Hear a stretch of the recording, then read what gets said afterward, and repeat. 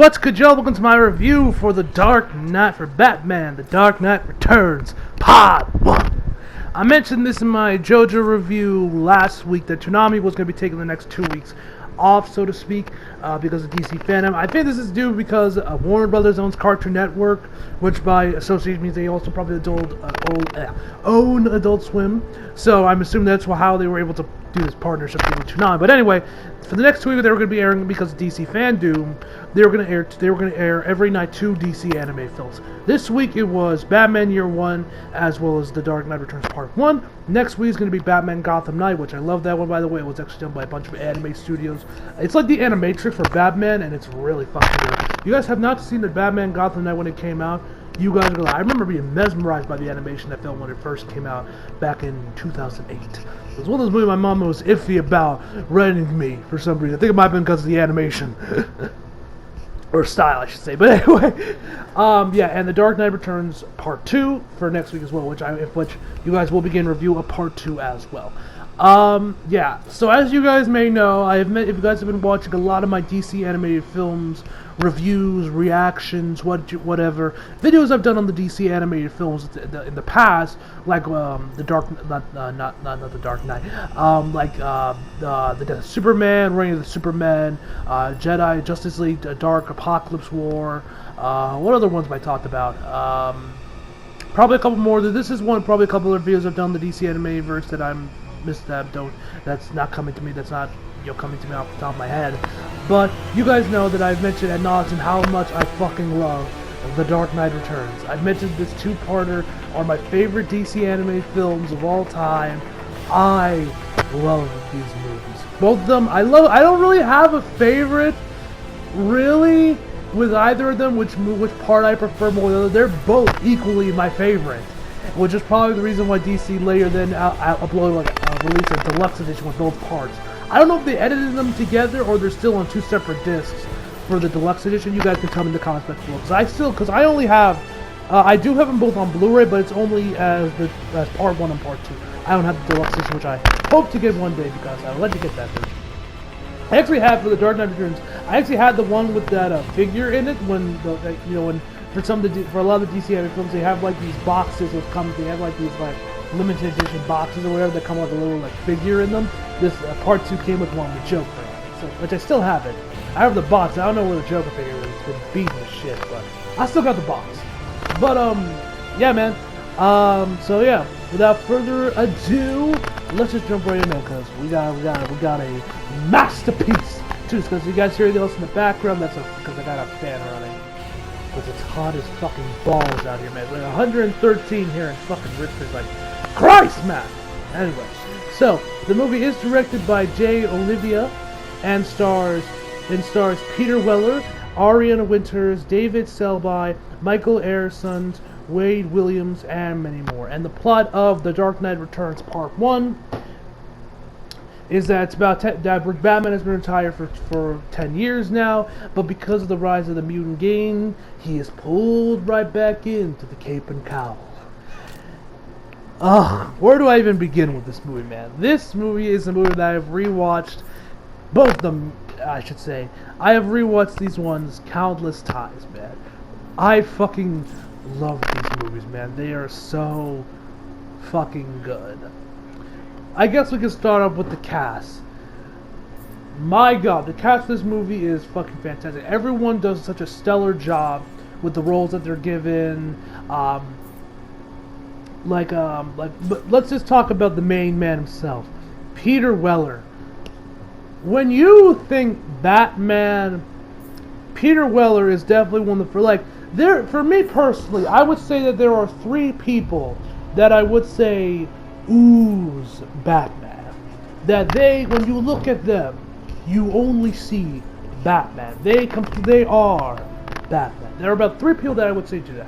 Kevin Conroy, my personal favorite, Ben Affleck, and of course, Peter Weller.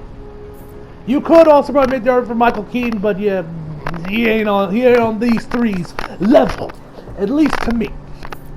Peter Weller is Batman at an older age. Now, yes, Ben Affleck is that too, but and I guess you could also make the argument for Kevin Conroy as well if you count Batman Beyond, but when we talk distinctly old, on the verge of retirement Batman for animated, because if you want to get to live action, I still think Ben Affleck is better, but when we're talking 50-plus-year-old Batman whooping ass, you think Peter Weller. This man's voice is godlike. When you hear him say those quotes from Frank Miller's comics, it just makes them that much more powerful. Like the one that comes to mind the most is that there's two quotes that when you think Frank Miller Batman, and this is when Frank Miller was like at his peak. I think he just came off the Daredevil stuff, and that's when he went over to DC to do Batman Year One, Dark Knight Returns, and so on. I think, correct me if I'm wrong, but this is like peak Frank Miller right here. Is that oh my god, that one. Okay, oh my god, the quote's so bad. But when when he's fighting off against the mutant leader, and he says, after he headbutts him, "You don't get it, son. This isn't a mud hole. It's an operating table, and I'm the surgeon." So epic, man. I tweeted that shit out right when I watched it on Toonami, and every time I rewatch the first part, I always, I love that scene where it's like one of my all-time favorite. That is the most badass Batman. My personal favorite is probably the one in The Dark Knight Returns Part 2, where he says, "I want you to remember, Clark, at your darkest moments, with my fist at your throat. I want you to remember the one man who beat you." Oh, I love this. Oh my god, I love Frank Miller Batman. And this is Batman right here, ladies and gentlemen. Oh my god, this is fucking bad. And Batman Year One, you guys want my quick opinions on that one? I also love Batman Year One as well. It's also fantastic. I was surprised to find that Bryan Cranston is actually the voice of Jim Gordon. It's a pretty good casting right there. Batman Year One's really fun. It was also nice enjoyment to rewatch as well, but I was here for the Dark Knight Returns. But yeah, man, Peter Weller is amazing as Batman. Ariel Winchester is great as Carrie. David Stelby is great as Jim Gordon. Michael Aarson is fantastic as a Joker once we get to the second part. Whew, man. That's a damn good Joker right there, man. And the rest of the cast is just fantastic, man. What else can I praise about this film that hasn't already been praised? The animation is great. I love the art. I love the look of this film. There's a good job emulating Frank Miller style from the comics. I love that the Batmobile in this movie is actually a tank. I swear to God, that had to be inspiration for the Tumblr. Like, it's hard to review this because there's nothing I can't say that hasn't already been said about this film countless times or the comic. So it's like, I don't know, man. Like, what else can I praise? There's too much to praise. But yeah, man, the animation's great. The fights are great. I actually very much dig. What was her name? Carrie Kelly, I believe her name, the chick that's the Robin in the Frank Miller books. I actually very much dig Carrie. She's actually really cool. I like her as Robin. I would like to see her more and stuff, actually. I really dig her. I thought she was a cool little Robin for the time she's for this little story. I don't know if she's in the Dark Knight Returns sequels, because I know that he made a second and third. The second one I've heard is terrible. The third one I heard that was actually not that bad, actually. I don't know. You guys can tell me in the comments how bad, if those two are good, or she's in those either. But yeah, man. This movie is just amazing. Like, I like how they tackle some of Batman's previous events in a way, and how it kind of coincides here. Like, of course, when this book came out, the death of the family was still fresh in everybody's mind. So, of course, Jason Todd's death still lingers throughout this book, and that's kind of like, and I would assume that was probably like the biggest thing that got Batman to retire was Jason Todd. I like when we see how much the impact his death had throughout this film. I thought it was pretty cool. I like how we see Bruce being old, and like we can kind of see him kind of like struggle a little bit. Not much, but you can see that the age is starting to catch up with him. Not much, but it's starting to catch up with Bruce Wayne. Like when Alfred's like massaging him or whatever, and he's like cracking his neck right before he like fires off that gun to like walk that tightrope or whatever. I already mentioned the look of the film. I really dig the mutant gang. I like their look. And one thing I love that Frank Miller gave them their own, like, slang. That I don't even know if any of y'all even know what the hell this means. Like, when they say, Batman dusted Batman don't shield, you'll see. Or when you got Kelly Carey being like the pipe, like what the fuck is the pipe? Or was it or was it the pike? I don't know, the pipe, the pike, whatever. But I like the little the slaying they got in some of the scenes. Like whoever voices a mutant did a really good job. Like there's this one scene where this woman is minding her way, then there's like this mutant guy in the shadows being like, "Hey, mommy, why don't you get over here?" Like it's really creepy actually when he's like in the shadow. All you see is like the red visor. It was done very effectively. Oh, of course. How could I forget the music? Y'all will probably hear the fucking main theme for the movie blasting throughout this review because I love it. Like it's one of my all-time favorite Batman. Like obviously my favorite is fucking Hans Zimmer's theme. That is the greatest Batman theme ever. The one from the Nolan films. Although the one from BVS was also really good as well. But I love this thing. I love that with the I love the Batman theme here. It fits the film, and the rest of the music, the rest of the score, man, is fantastic in its own right, man.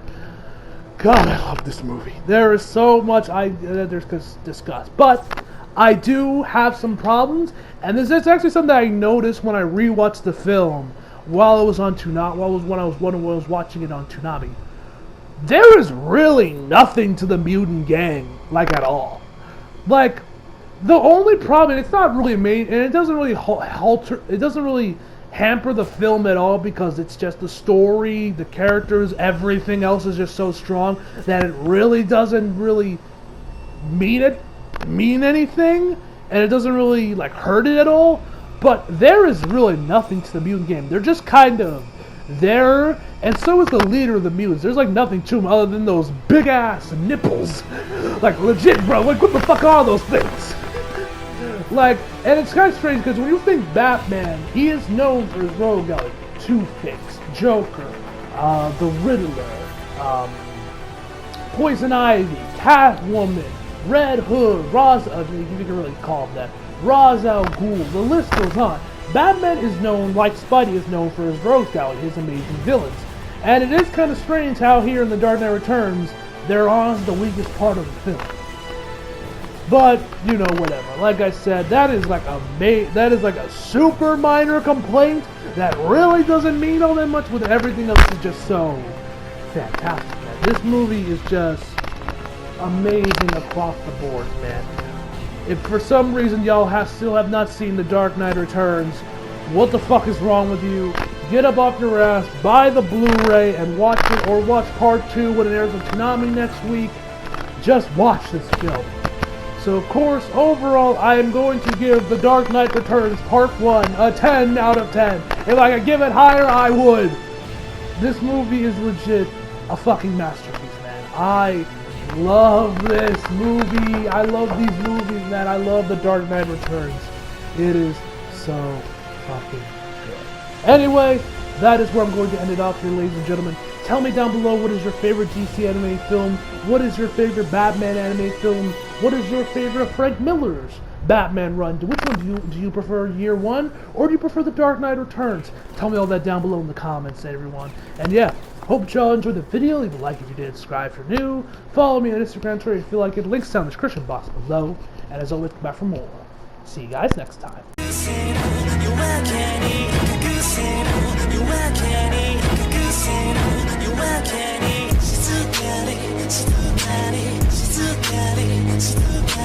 She's